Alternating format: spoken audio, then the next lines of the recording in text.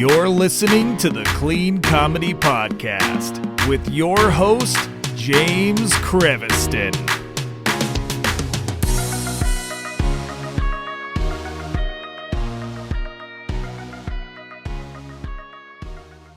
Hey, everybody, it's James, the Clean Comedy Podcast, and today I have a great guest for you guys.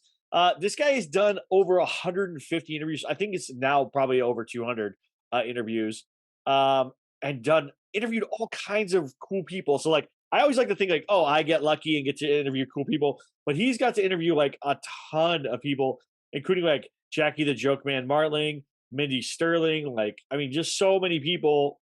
Brian Kiley, which I still have not been able to get, so we'll ask about that. Robert Klein, who's one of the great comedians of all time. Just so many people.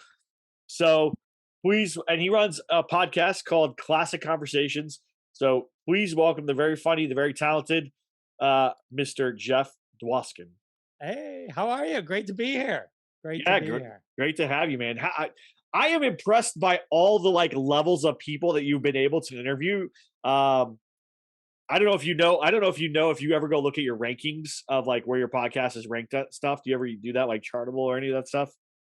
I hit refresh every 5 minutes. No, we're the same. We're the same.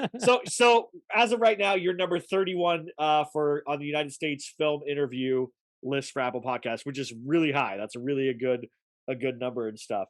So I always find it funny too when I'm higher in another country for a little while over America, because I'm like, that's super weird. But do you have that too? I was huge in Yemen for a while, like really like number one, and then somehow Yemen just said we're done with Jeff Dwoskin, and then I was just gone. But for a period, I was like rocking Yemen, and I was just like, all right, I'm gonna do a Yemen tour. I had a Yemen tour planned. Yeah. A publicist. I was learning Yemen. Oh gosh. I was ready. I was ready for it. So. It's good. I always like seeing like the odd ones with you'll go look at it and you'll be like, why am I like number one in Malaysia? Like I don't know anyone there. Like what's going on here? It's like super weird. It's very random.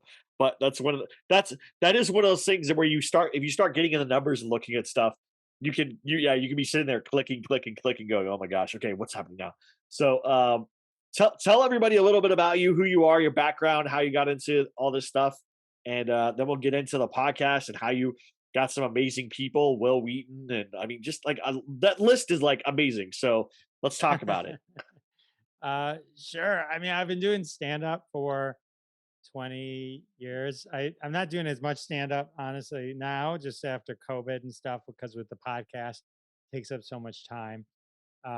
Been a digital entrepreneur. Had one of the very first websites, web development companies rather, in the United States way back in the late 90s. So I'm dating myself a bit, but That's good. that's what I do when I'm not podcasting. I have social media engagement companies, but the podcast sort of started originally pre-COVID. It was going to be a social media podcast actually called Okay. Viral Intentions, and I was going to do like, because I was big on Twitter. That's where I was like verified and all that kind of stuff. And so I'd have tons of viral tweets and so, oh, Viral Intentions, that's a cute name. And like Cruel Intentions, if you remember that movie. Yeah. A nice play. I had everything, and then I got lazy and I sat on it. I think from 2017 until the pandemic. And then when the pandemic hit, I pulled everything out of the box and realized I can't start a podcast called Viral Intentions. Not during a global pandemic. Yeah, probably a bad idea. Right. Everyone's dying, and I'm like, it's clever. Now it's so it lost its context. So I ended up doing my other kind of love was going to Comic Cons, and you can kind of see the background of my office. That's just like a portion of it, but if I were to show you, it kind of goes all the way around. That's awesome. That's a horrible camera work. No. But I've got like I love meeting like those folks, right? Yeah. And so the podcast sort of evolved and changed into that. And so, which ended up being probably better because I don't think I'd still be doing it if it was the other thing. This was just more, more in touch with what I really love doing. And So it was kind of it's TV, film people. Then I was able to, because I had done comedy. One of the nice things about comedy is you can work with big names. You could be a nobody and still work with big names, right? Yep. And so I was able to kind of tap into a bunch of those folks and work my way through some other as well. So Who was like your like dream person that you wanted to have on the podcast, and then you eventually got them on the podcast? Like, who is that person for you, or do you still have that person that you haven't gotten yet? it's I've been rejected many, many times by the Yep. amazing Henry Winkler. Oh wow. As recent as yesterday. I've like, like part of like my podcast, the folks that I really love talking to are the ones that I kind of grew up with. So I've Right. had Potsy, Ralph Mouth, and Mrs. C on my show. And so, of course, Henry Winkler being the greatest person ever, I've happened to meet him twice at a Comic Con and in a place where he was speaking, but I can't get him to come on the podcast. Ugh, And so that's my white whale, I guess. If okay. you- No, everybody has one. Like my goal one day is to have Jerry Seinfeld, right? Like that would be like the ultimate person to talk to about comedy. And like I know everyone's picked his brain, but I feel like there would be a lot of like, I don't know, it'd be a really inside baseball kind of episode. I think it'd be really fun. I still have Tom Papa, who is one of my favorite comedians that I've been trying over and over and over. And I met him, like I met him in person a bunch of times. I just have not been able to get that happening. I think I was Um, rejected by Tom Papa. yeah, And then anytime during this conversation, if I say I was rejected by, it's just means a pass. it means they're people rejected me, Yeah, not yeah, necessarily yeah. Oh, them. did you? Okay, so wait, hold on. Before you go there, do you get the email back? This is going to be weird for everyone that's listening that doesn't have a podcast. Maybe the email back, and they're like, "What's your numbers? What's your stats? What are you the like?" They ask you a bunch of weird questions. What's your demographic? All this stuff. Do you get those kind of emails? Um, I it's rare actually.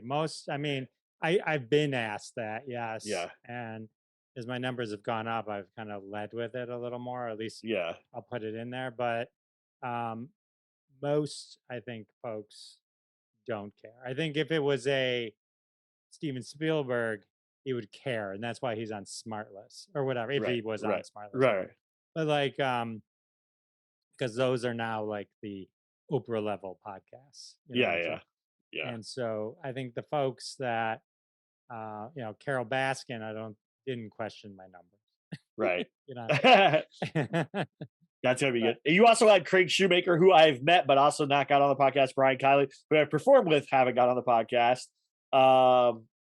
Robert Klein, dude, who's just like a well known.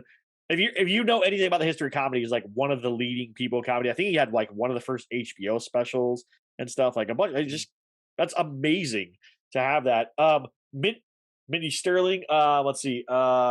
Ed Asner is a great one. Ed Begley Jr. How was Ed Begley Jr.? Was like I just imagine he's just like kind of a laid back Ed Begley guy. Jr. is a super cool dude, and he's really into the environment. He was like Yeah, he was into being green before, it was cool. people were, yeah, before it was cool. I mean, his house. I mean, when he described his house, I mean, I think he runs his entire house on 50 cents or something like that. Jeez. This son, you know what I mean? And I mean, it costs like $100 million to get it to that point or whatever. Right, right.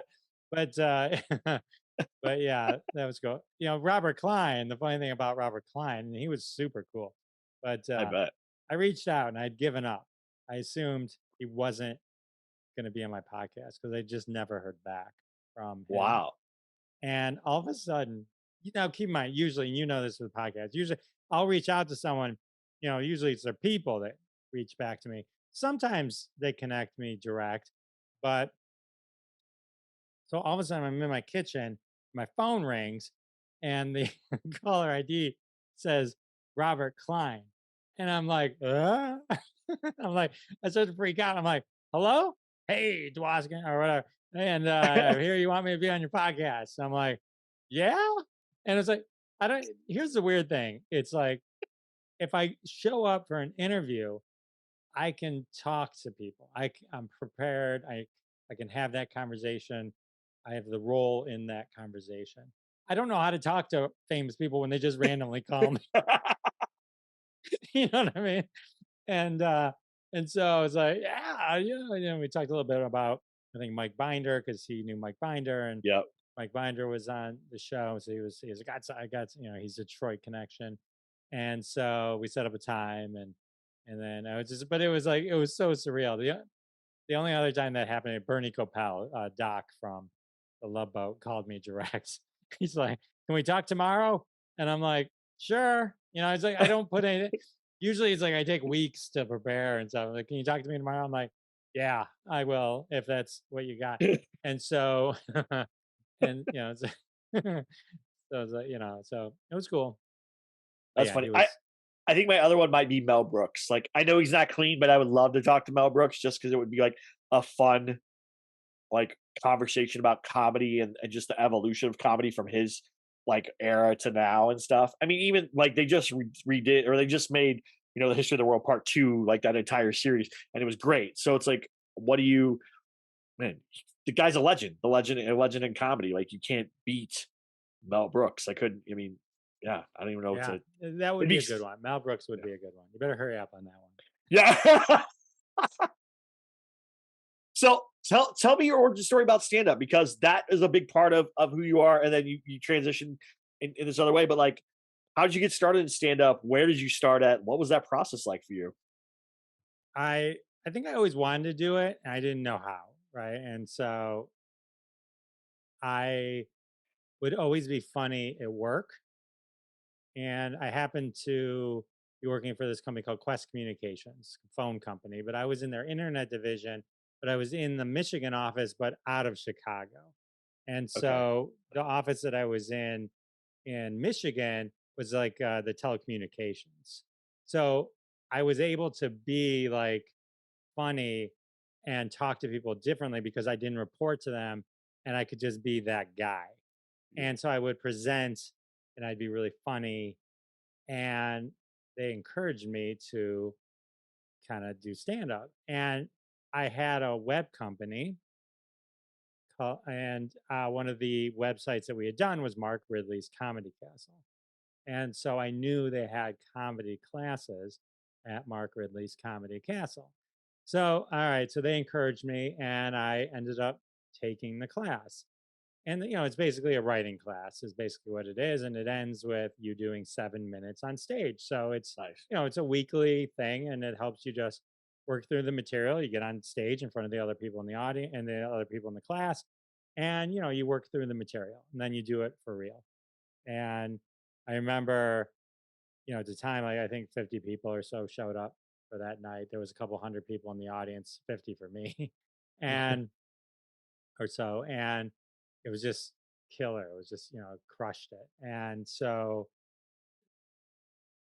never stopped. It's one of those things. Comedy is kind of like a drug. Once you kind of Yep. get that feeling. But that's sort of how it happened. The class I needed for the confidence to get on stage. Once I had that confidence and I could get on stage, and getting on stage wasn't an issue anymore. And so I just kept doing it, kept doing it, kept doing it. But that's what I needed. I needed the structure and understanding. There's finesse not only to writing a joke, there's finesse to how to stand on a stage, how to, if you take the mic out of the microphone, to move the stand behind you. There's like little things like, and like putting the mic back before you leave. And Yeah. if there's a door, every stage is different, but like I worked at a lot where there were doors, and do you shut the door so the host doesn't need to, so it's not white. There's little things that you learn at every Yep. club. It's not just being on stage and telling the jokes. There's doing your time and not going over your time. Right? There's a lot of things, and so yeah, it was once I took that class, learned some of those fundamentals. Then it just became a bit of an obsession. So Yeah. I think it's good that those classes are so good, because it builds the muscle memory too, right? Of learning to do it. Because I go to open mics where you see, and can see right away who's a new comedian by the way they do certain things, right? Maybe they take the mic out of the stand, but then they like don't move the microphone stand at all, or they stand right behind it still, or they like wander off to one side of the stage. because they saw there's more people over there, but it's like you have to play to the whole audience. It's funny. You see different things, you go, okay. Or I was at a mic recently, and the girl takes the mic out of the stage, out of the stand. She walks over to the other side of the stage where you could see there's more people, and starts yelling questions at them. Like no jokes, just yelling questions at the audience. Like, I'm like, what are you doing? Like, this is not an open mic, isn't for that. Like, this is where you work out jokes, this is where you work out material. And it was so weird. And I could just tell like everyone in the room, like other comedians were like looking at each other like, why is she doing crowd work right now? This is so weird. It was super weird. And you couldn't, and the funny thing is, you couldn't, at least I'm sitting behind these people. I couldn't hear their responses. And so she's yelling what she thinks the response is back to them. And they're saying no. And she still yells. It was so awkward, but it was like, all right, well, do your thing, I guess, you know. But I don't know why the mic movement, not moving the mic stand right away was like instantly annoyed me. Where I was like, come on, just move it behind you. That's all you have to do. Like, then you can do whatever, but still, yeah, Yeah, I was always a stickler for continuity. yeah, Like, wait a minute, you didn't have a girlfriend a minute ago. You yeah. know Oh yeah, what I those are always good jokes. Those are always like good where like you feel like you're like, okay, I know you, and then you're like, wait, now you tricked me, and I don't like this. Like, you were not. Are you being honest or not being honest? You got to be Right. honest, you know. Yeah, that's Or at funny. least consistent, right? Consistent, yeah, exactly. So you started kind of in the Detroit area or the Michigan area or whatever. Is that right? I started in Michigan. Yeah, I was fortunate when I started comedy. There were so many comedy clubs in Michigan, all within Right. 30 minutes or so. And I mean, there's not now. There's most of them are gone, but at the time it was great. You could almost do a kind of an open mic at a real club almost every day of the week, and which was amazing. Meaning not like the oh, James has got a thing over at the Applebee's. You know what Right. I mean? Yeah. I Yeah. mean, not Yeah. those two, but you know what I mean. But there was always something going on. It was a very active scene, which was nice. It was a good time to That's come up. that is good. I do feel bad for people because I know like a lot of, first of all, a lot of clubs are already closing kind of like in the mid 2000s, and then COVID like just pushed a lot of those clubs to close. So now there's a lot less clubs than there used to be, and it's seemingly, I don't know if you've been out lately, if you go to clubs or if you go to open mics or whatever and stuff. There seems to be more comedians now than there are clubs or stage time. At least in LA, it feels that way. Where there's like way more comedians for way less stage time because there's way less clubs and way less shows going on and stuff like that. And it's kind of this extra fight. And if you were in, it wouldn't be bad if I was like an open micer now, like I just started or whatever. That wouldn't be terrible. But being like a mid-level guy, like you could be an MC or a feature, and I have featured for people. Being in that mid-level is hard because you're fighting for a even smaller amount of spots against more people who maybe had headlined previously because they could go on the road to all these clubs that used to be open, but now because nobody really knows them or they don't have credits or they're not as well known, now they're fighting for this feature spot too. So it's a weird time in comedy. I mean, I like it. There's a lot of great things going on. We're seeing an evolution of comedy, but it's difficult. Yeah, no, I hear you. Yeah, and then if you advance to headliner, there's even less spots. Yeah, sometimes it feels that way. Although I don't know, like if you go like the Comedy Store or you go look at Laugh Factory or stuff like that, or some of those clubs, or in the Improv, it's a packed lineup of headliners. You know what I'm saying? So not really. Oh, sure, If sure. you're a headliner, once you have credits, like then you can pretty much get on a show every single night without issue. You know what I'm saying? But for me, where I don't have those credits yet, and my name isn't really well known everywhere, it's like, okay, you're a feature or you're MC, but you're fighting for these little spots. And I'm grateful for every spot that I get. Don't get me wrong. It's just a tougher road. Like then it was like before the pandemic, there wasn't a fight I had to have very much. Like I was like, oh, okay, I could get booked, get booked. The pandemic came, and then like I think a lot of people did Zoom stand up. Like Zoom stand up became like a thing, and all these people started doing it, like because they all realized this could be the end of the world, and I've never got to do the thing that I always want to do, so now I'm going to do it. Right? Like, I don't know. I don't know. Does that experience? have you seen those kind of experiences too? Yeah, the pandemic kind of stopped the comedy for me personally. I mean, I never was into the Zoom thing, Yeah. and it's weird because it's like to me doing comedy was never specifically about just doing it. It was like the full experience. And Right. so when you remove the audience, when you remove that interaction, I was, it sort of, it wasn't what I enjoyed doing. I get that Gotcha. some people did and all that kind of stuff, but it just wasn't, I don't enjoy. A friend of mine had an event at his house, and I'm like, no, I go, I'm not going to your house and doing comedy just because it's difficult enough in the culture that we live in to I can argue that if I'm on stage at a comedy club and saying what I want to say, that should be a protected environment. When you start doing it in people's houses, it's like it's not now. It's like what lines can you cross or not cross? It's like what I mean. But it just feels weird. It just it's just me. It's just me. No, no, and That's why I then you moved to have to podcasting. mingle afterwards. You have to mingle afterwards. Like Yeah. I've done those shows. I've done some like private gigs at people's houses, and then they're like, yeah, come eat. We got food and whatever. Come mingle, and then you're like, people are like, oh, that one joke. I mean, like you could. I got a joke for you that you could tell, or whatever, and it's always like you get like a dinner party guest telling you a racist joke, and you're like, yeah, thanks, man. Like, One time in 20 years, it paid off. Someone goes, "Hey, I think I got a joke for you or a tag for your joke." One time in 20 years. It was, really, wow, that's better. I've not even had one. uh, It's always some guy who he gets everyone around you, and he's like, I got a joke for this guy. I got a joke. You guys want to hear this joke? I got this joke. You can use this in your act. And then like he tells the most like darkest blue racist joke possible. And then he looks at you like, yeah, you like that, right? It's like, did you not listen to anything that I said? Like I said none of those things. And I I would know. never say any of those things. It's like, okay. I can't even pretend if someone says to me, I'll be like, no, Really? no, no, no. You're better than me. I can't do I feel like it must be like the Texan in me where I feel like I have to be polite even if like you're an idiot or like you're saying something terrible. I was like, oh, okay, well, yeah, thanks, man. I really appreciate it. And then just kind of wander off. Oh man, Now, that's fun. are you gonna go back to stand up? Like, is that one of your goals, or are you just gonna keep moving forward with podcasts? Because podcasting is big and translates into a lot of stuff. But is there like what's your goals? Where do you see things going for you?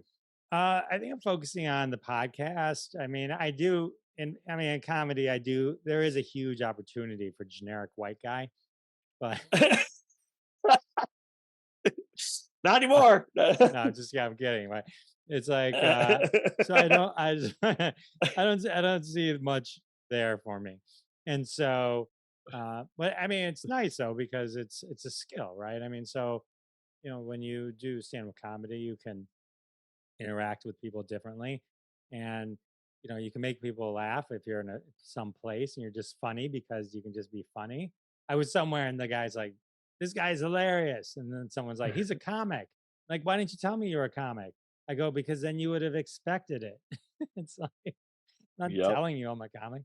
And so so I think being a comic helps with me being able to talk to the people that I talk to on my podcast, and kind of go and have a little fun with them, maybe push it just a little bit, and so that I think is where I am landing, for I that. like You know? I like that. I mean, you have like a very eclectic group of people like that you talk to. It's really amazing. A lot of levels of people. Some people that like maybe younger generations don't know, like Burt Ward, like people might not like, younger people might not know the original Robin or whatever. But like then you have people like me who like that's like our childhood, and a lot of people like from all different levels of time, which I think is amazing. And you're getting to kind of lock in this moment, like a time capsule of that person.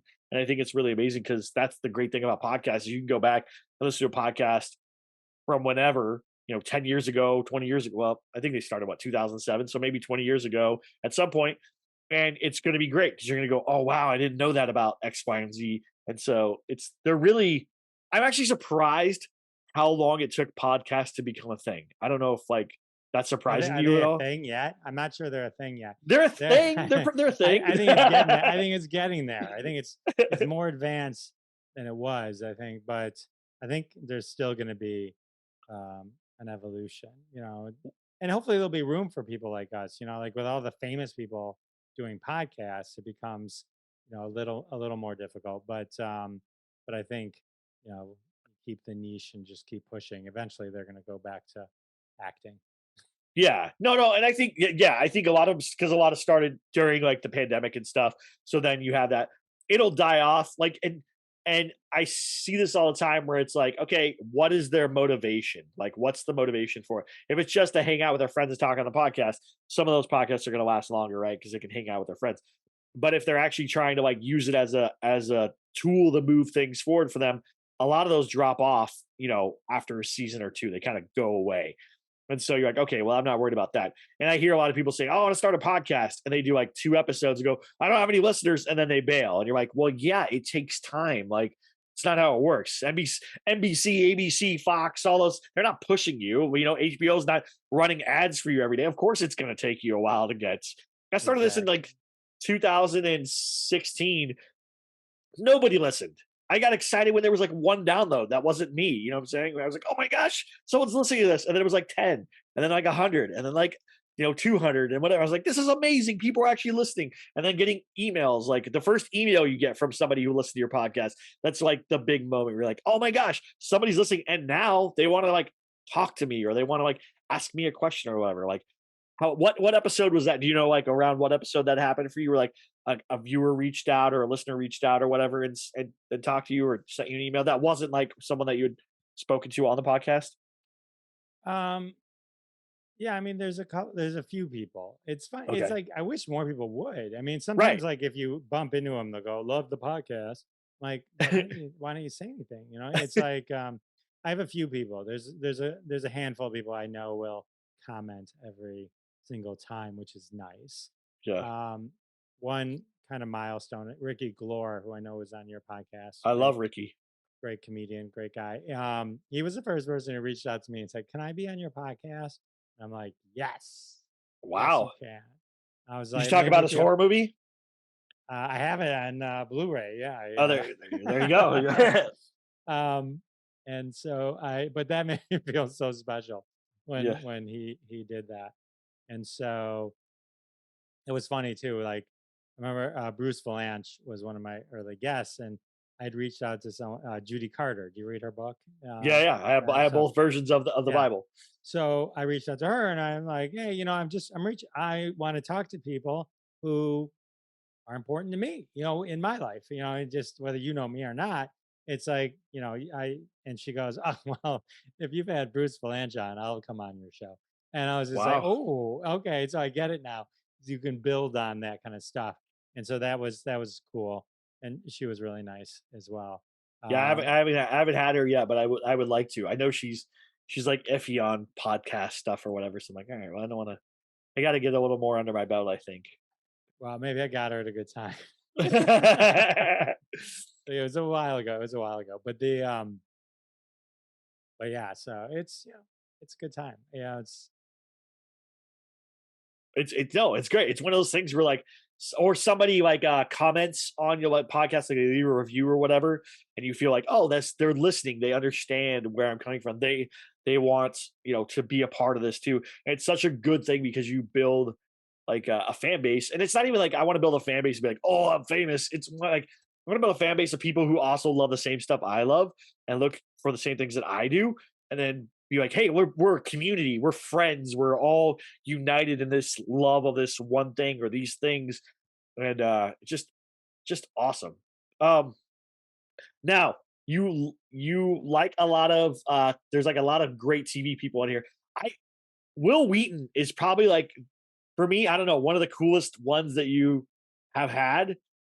What was that like? Because like I mean, a lot of America, if you're a Star Trek fan, watched Will Wheaton grow up, right? So like, what was that like for you? Are you a big like Star Trek fan? Did you like grow up watching Star Trek? Was that like a thing for you? I grew up watching Star Trek. Okay. I think I was just a Will Wheaton fan. Okay. All right. I liked him on Big Bang, and I liked him in the different stuff that he's done. But like, Yeah.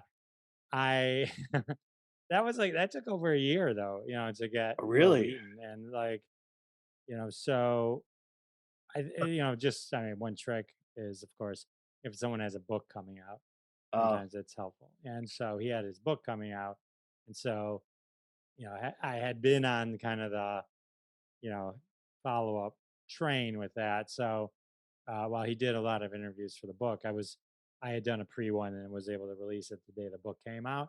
But yeah, he was a lot of fun. He was a lot of fun, and like the most fun about that was he's really into gaming. He had okay. his tabletop show that he did, and so I like to like find something that I can talk to kind of on a personal level.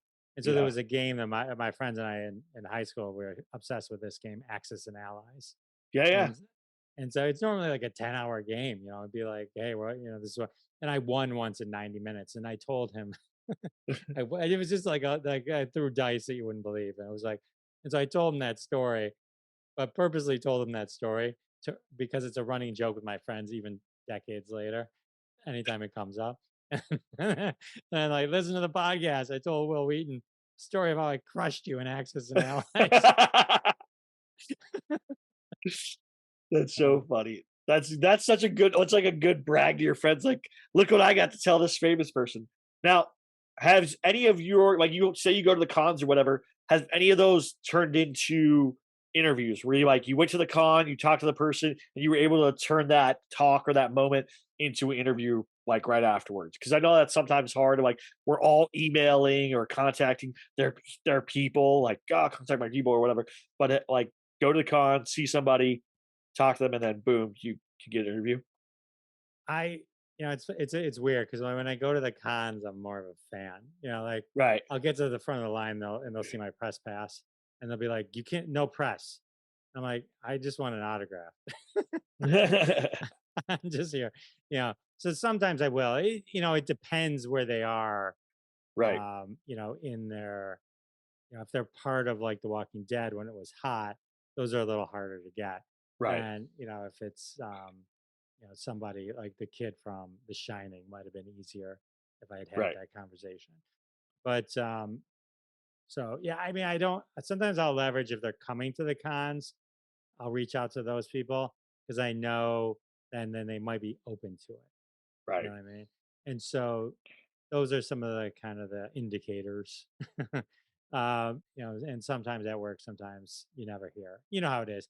You either yeah, don't hear, you either get a yes or you get a no. And occasionally it's a not now. Like they'll punt it. yeah, But that's not it. That's nice. But I have a few of those that I'm chasing still. I have a list. yeah, But like, yeah. The not right nows are like hard. It's like, come on, like, let's just yes or no, like, and you can yeah. even say, hey, no, not right now, 6 months, but they don't usually do that. They go, well, we'll get back to you, and then you're like, okay, and then you feel like weird, like following up with them, and it's like, oh gosh, Well, my that's a biggest bummer was like Cindy Williams. And so like Cindy Williams would love to be on your podcast. Great. End of the year. Oh, we got to bump it to January. Oh, okay. Oh, I haven't heard from their team.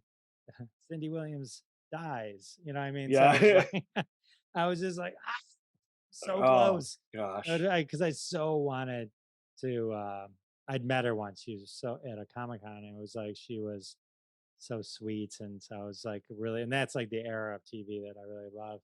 And so right. I was so excited, but then just that didn't happen. That's happened a few times. I know. I need to I aim for want younger people, All but right. I want Bob Newhart. Like Bob Newhart is like one that I really want to, but I don't. As far as I know, he's not really doesn't really do you it so better be good. hustling because your top two are like in late 90s. So those I are assume everyone's gonna live forever. Like I thought I could get Betty White at some point. That did not work out for me. So no like, really. As yeah, I I don't never know. hesitate. Like depending on how old they are, I'm like, well, You how know what? soon can you I'm gonna do put it? that on my list right now and I'm sending emails right after this podcast because this. I think you're right. I think I can't. I got to pull the trigger on these. Otherwise, yeah, you're right. I'm gonna be regretting it forever. I already regret Betty White because I like had a letter and everything or whatever, and then like I think we were getting ready to send a letter, my wife and I, And then we see it come up on the news feed. And I was like, no way. Like, this is terrible. Because we watch a lot of Golden Girls in my house. Like, my wife and I do. It's like one of our favorite things. So I was like super like, come on, man. Like, I'm so close. Like, we got there. So there you go. Yeah, I've like Mike. I was prepping actually for the Robert Klein interview, and so I was good. I had a Second City book, and so I was reading through the Second City book, and I'm like, oh look, Mike Haggerty. I knew him. He's hilarious. And we love Friends. We watch Friends nonstop. I'm like, I'm gonna reach out to him tomorrow. Next day, they announced he had passed away, and Yeah. then Peter Scolari was someone who I'd been talking Oh, to, and not talking to, but like his people, and like so. But then he passed away, and so it's like sometimes he's you gotta. That's a problem though with my you know, target. So it's when they're older, you never know. So I want there to be a comedy con. Like, there's comic cons and whatever. I want there to be like a comedy con where like stand-ups and comedians and improvisers and sketch people can all come together and have like a con for us, like stuff that we love and do. I don't know if there's something like that. There's like festivals or whatever, but there's not yeah, like a con. You know what I'm saying? I think the festivals is probably. Can you imagine a bunch of comics just sitting behind a table waiting, not doing comedy? Waiting for They probably comedians to. they probably hate that. That actually would be fun. I That would be talked to so. Judy Tenuta before she passed away. She was so sweet. She was fighting her cancer. Um, that's one of the reasons she came on the show because she was promoting how she was fighting it. And but yeah, it was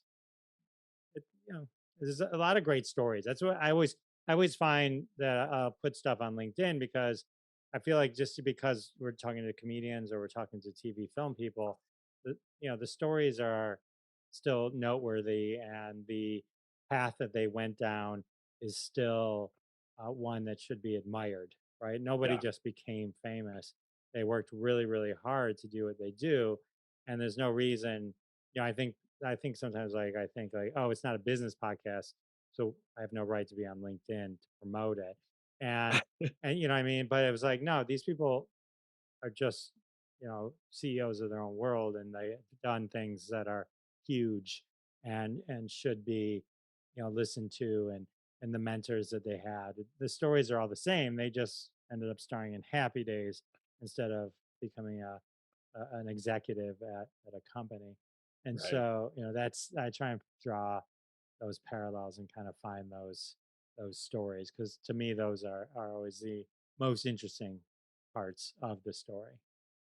That's true. That's true. And I mean, you can always learn something from them that maybe you can apply to your life or your journey or whatever, where you listen to podcasts, you go, oh my gosh, like that's so cool that happened. Like, I would love to do X, Y, and Z. Maybe I should try this thing or, whatever they did. And it's a good thing. Well, Jeff, thank you so much for being on the podcast. Where can people find you? Where can people find your podcast? All that stuff. My podcast is classic-conversations.com or jeffisfunny.com. They both go to the same place. Um, and it's classic conversations on Apple, Spotify, wherever you listen to your podcasts. Yeah, and go listen to it. I mean, he's number 31 right now on Apple Podcasts in the United States for film interviews. That's pretty awesome. Number 39 in Canada. Somehow Canada, like, I don't know. It's like they don't like me either. I don't know what it is. So, Hurry, tomorrow I'll be 200. yeah, no, it does like jump up and down like in a sporadic way sometimes where you like look at it, you're like, that's just not bad. I'm in the top 25 or 27 or whatever. And then the next day it's like number 77. You're like, what happened? Like, it's so weird. I can't figure it out. Yeah, I don't think anyone will ever figure it out. Like, I don't know how they go about it, but it is what it is. But well, thank you, Jeff. I appreciate your struggle with the podcast world as well, and that you do it. I love that you talk to people that have changed so many people's childhoods and their lives. Stuff like TV and film and music and pop culture has definitely changed who all of us are, and it affects each person individually. So I really do appreciate that. Thank you, everybody, for listening to the podcast. go check out Jeff's podcast. It's really good. There's a lot of good people in there. You'll start looking through the names. You'll go, oh man, I would love to hear this person talk or whatever. And so it's awesome to go through those. And like I said, I think he's on, I think what you did, 221 is the most recent one, right? Is it 221 or is it, no, 231, 231. So with John Billings and the Monkees, like I didn't grow up on the Monkees, but I know their stuff. So it's going to be awesome. So there you go. Thank you so much. Have a good one. We'll talk to you soon. Bye.